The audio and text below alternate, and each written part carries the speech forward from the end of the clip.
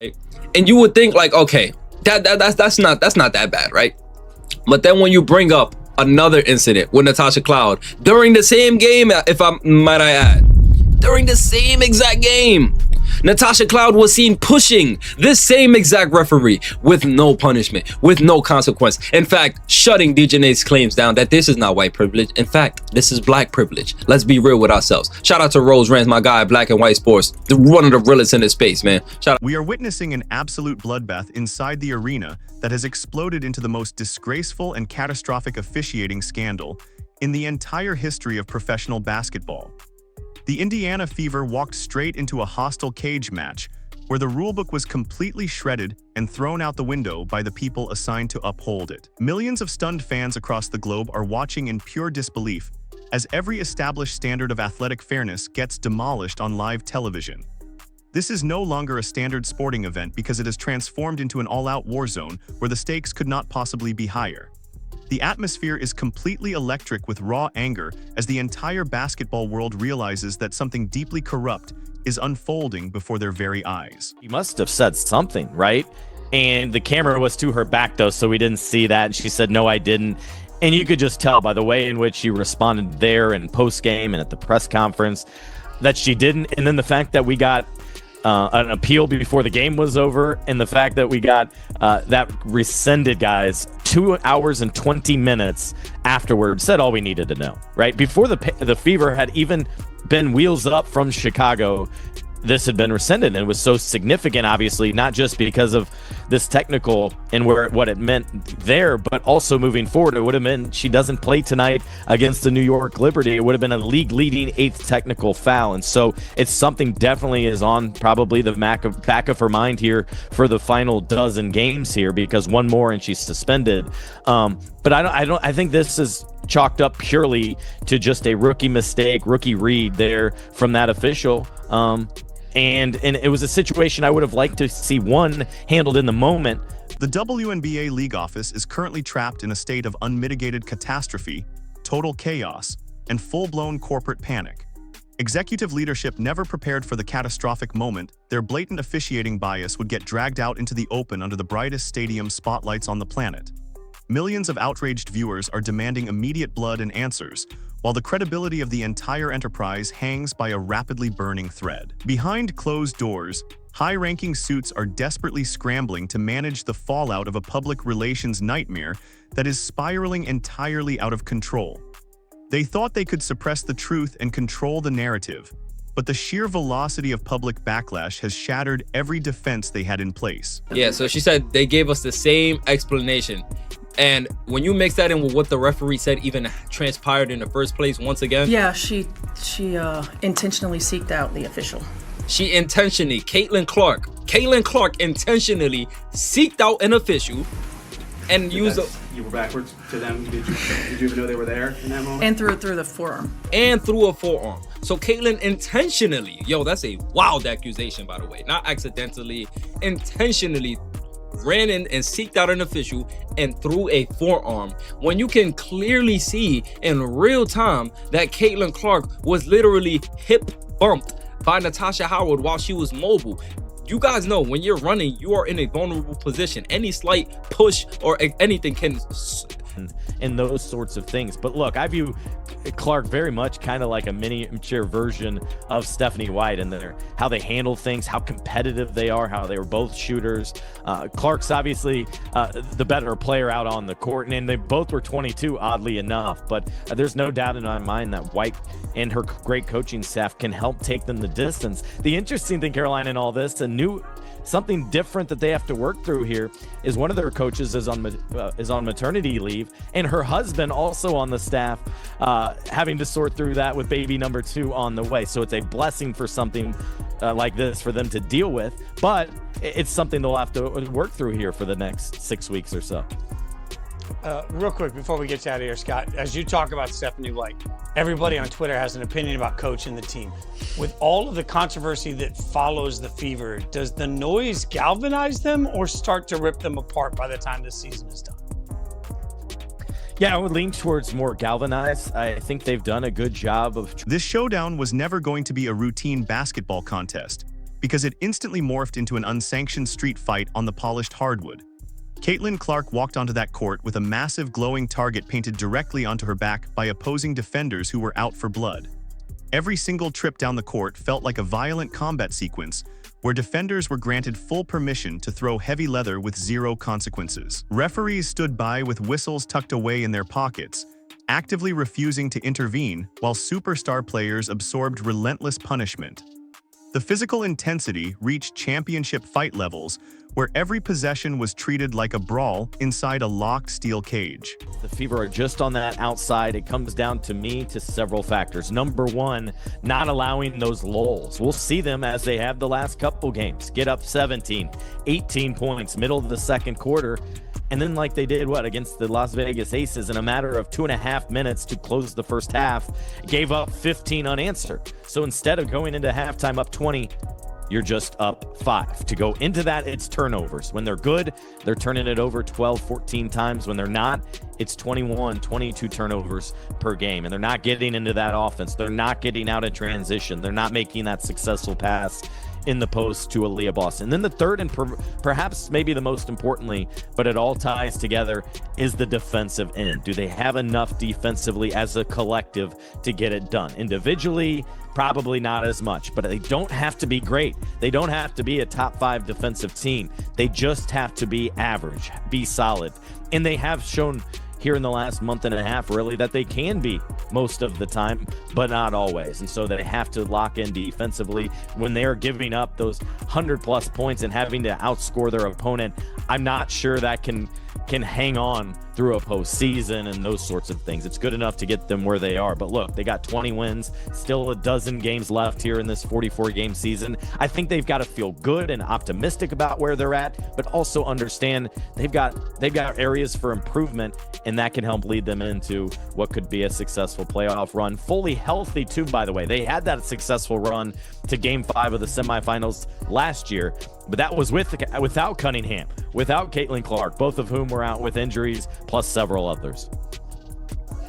There's no doubt that championship is the expectation in Indiana, especially as long as Aaliyah Boston, Kelsey Mitchell, and Caitlin Clark are wearing Fever jerseys.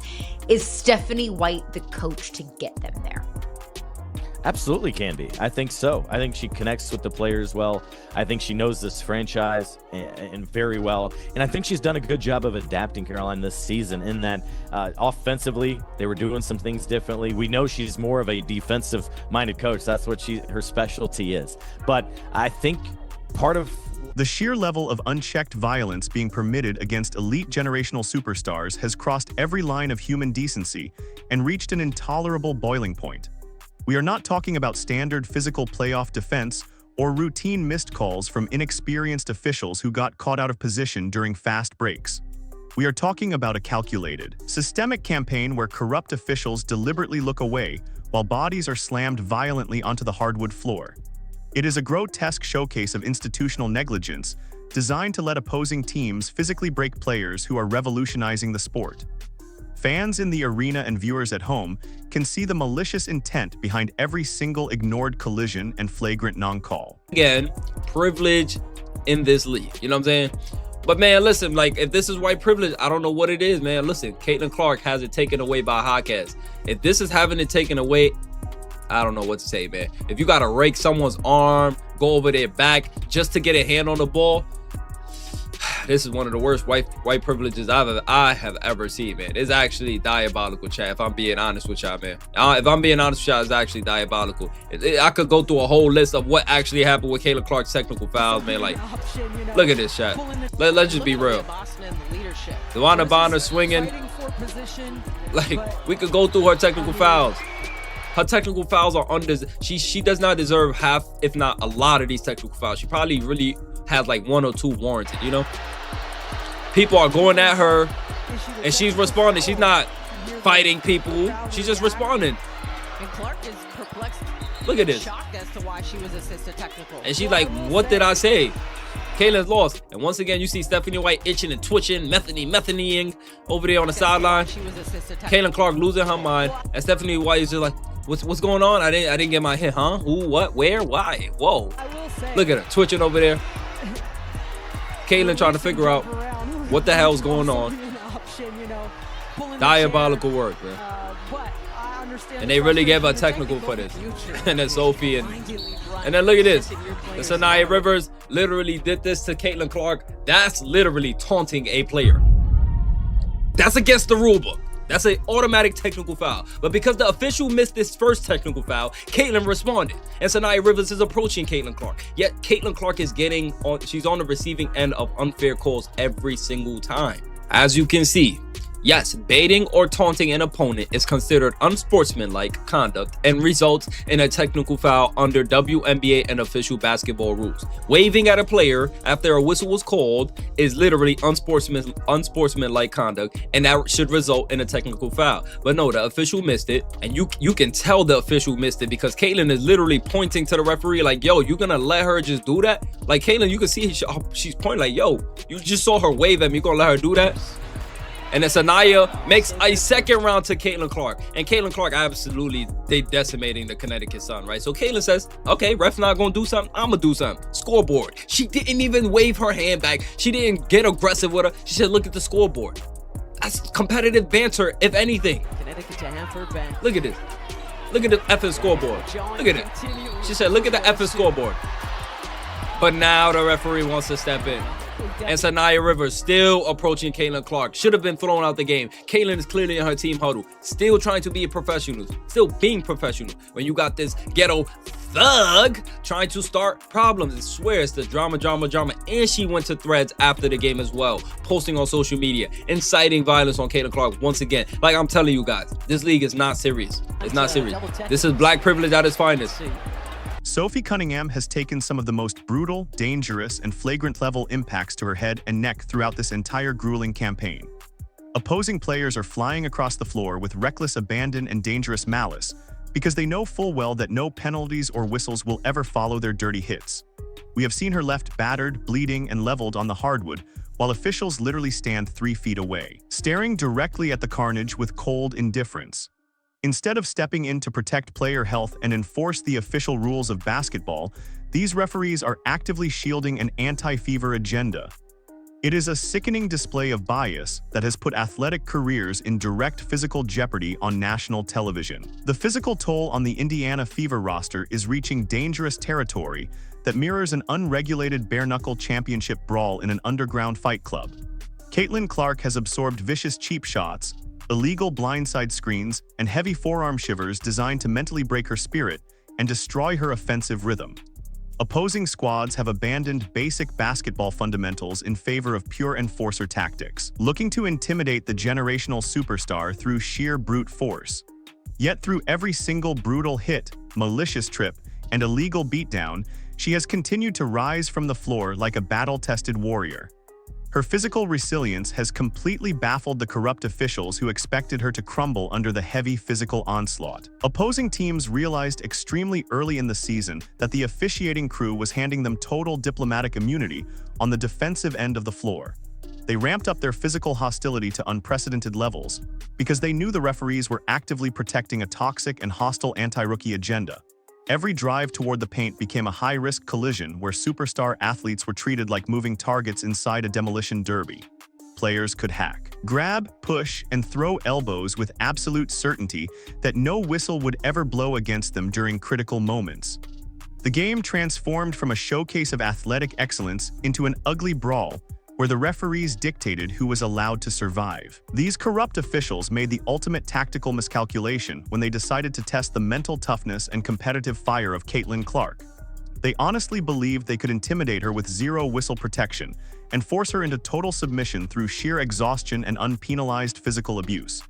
They expected her to whine, give up, and let them control the narrative of the season while they systematically dismantled her historic rookie campaign. Instead of backing down or crumbling under the intense hostile pressure, she watched every dirty play unfold and quietly prepared to deliver a devastating counterstrike of her own.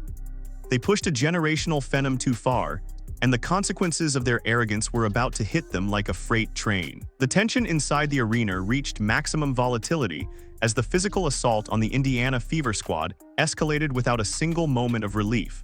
You could literally feel the electric charge building in the sold-out crowd as tens of thousands of spectators realized the integrity of the contest was completely compromised. The referees continued their disgraceful and biased performance with smug confidence, completely unaware that their authority was about to be entirely annihilated in broad daylight.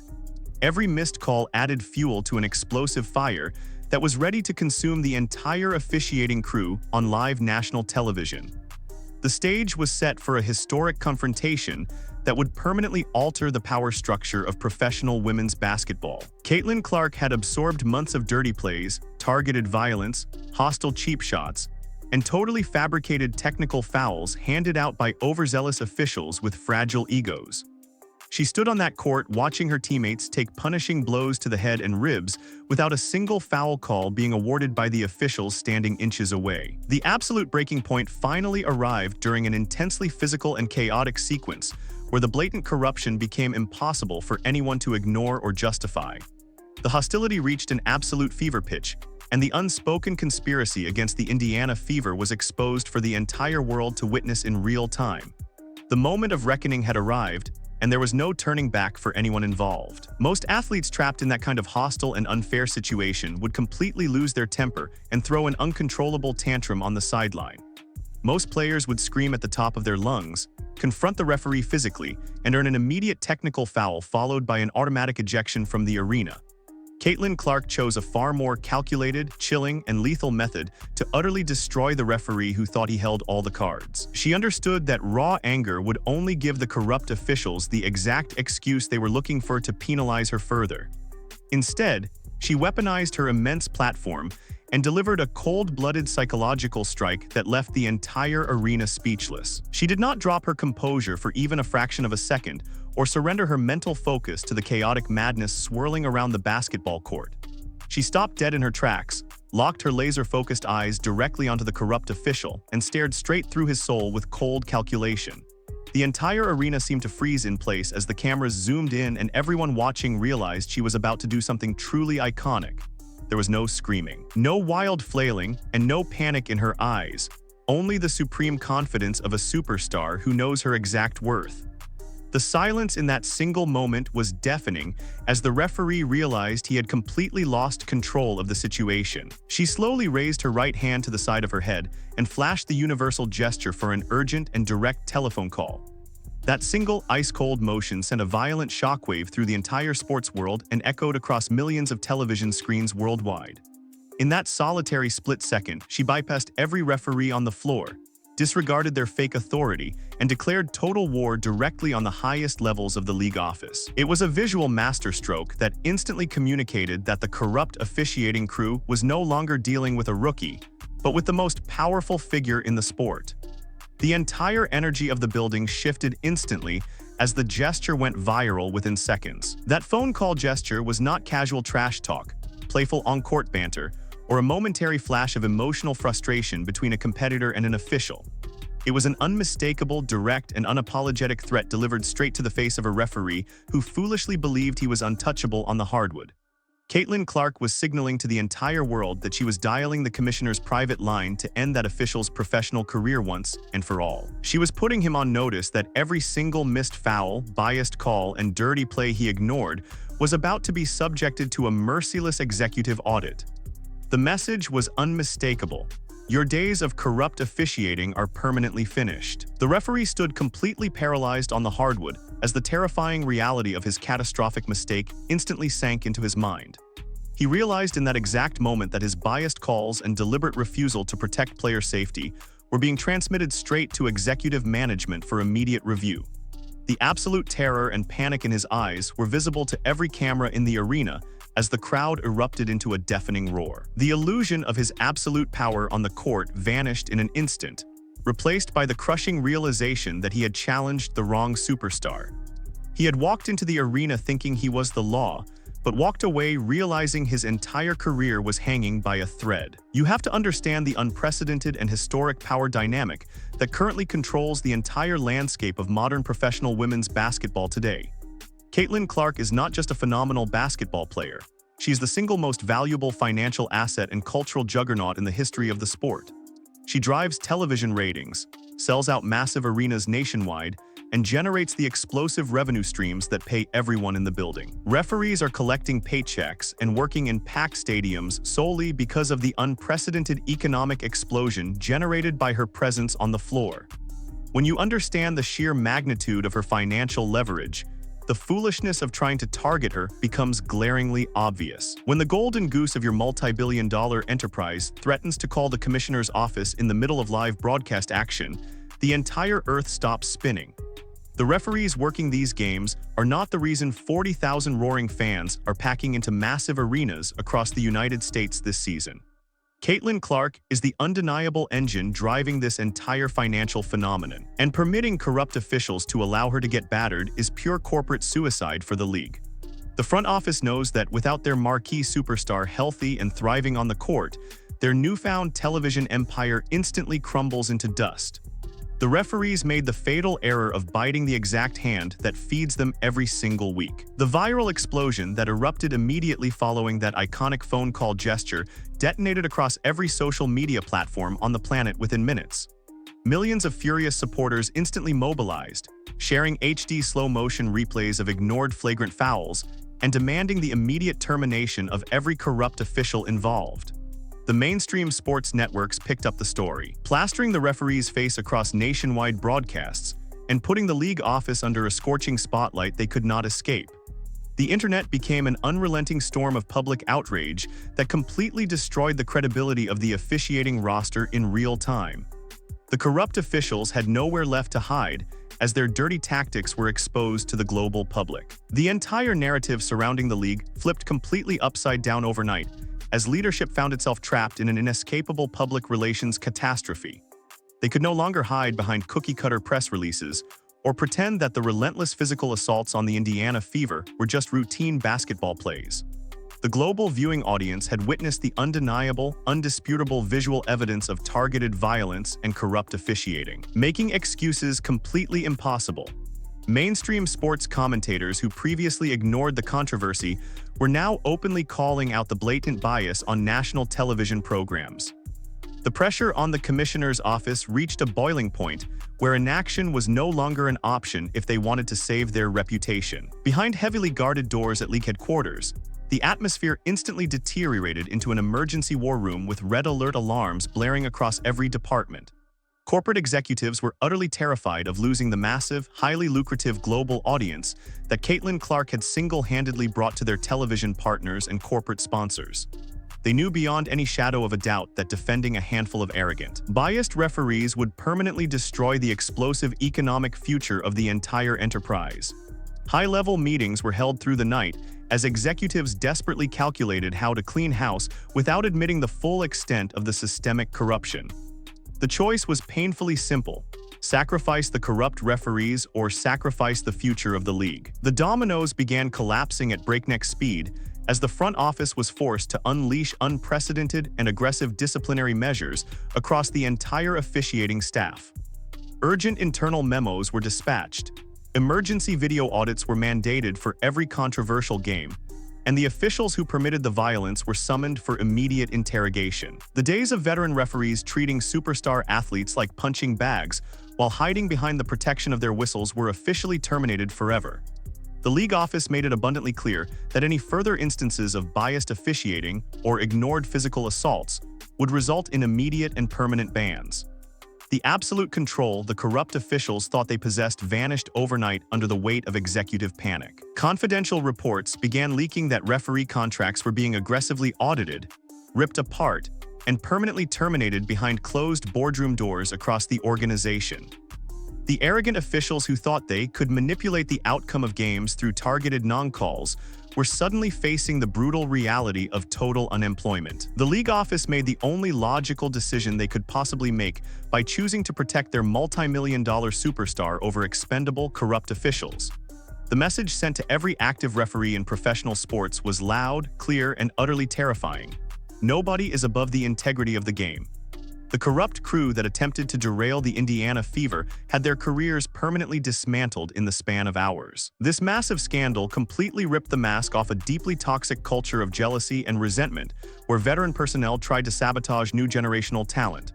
They honestly believed they could use brute physical intimidation, dirty plays, and heavily biased officiating to halt the historic momentum of Caitlin Clark. Instead, their malicious scheme detonated in their faces like a high-explosive bomb, completely destroying their professional reputations and ending their refereeing careers forever.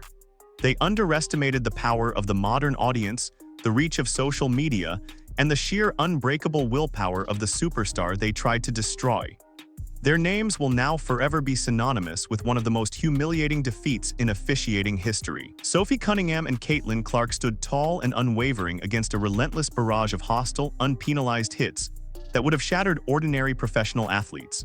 Their supreme physical toughness and mental grit under extreme adversity highlighted the incredible courage required to perform at the highest echelon of competitive sports.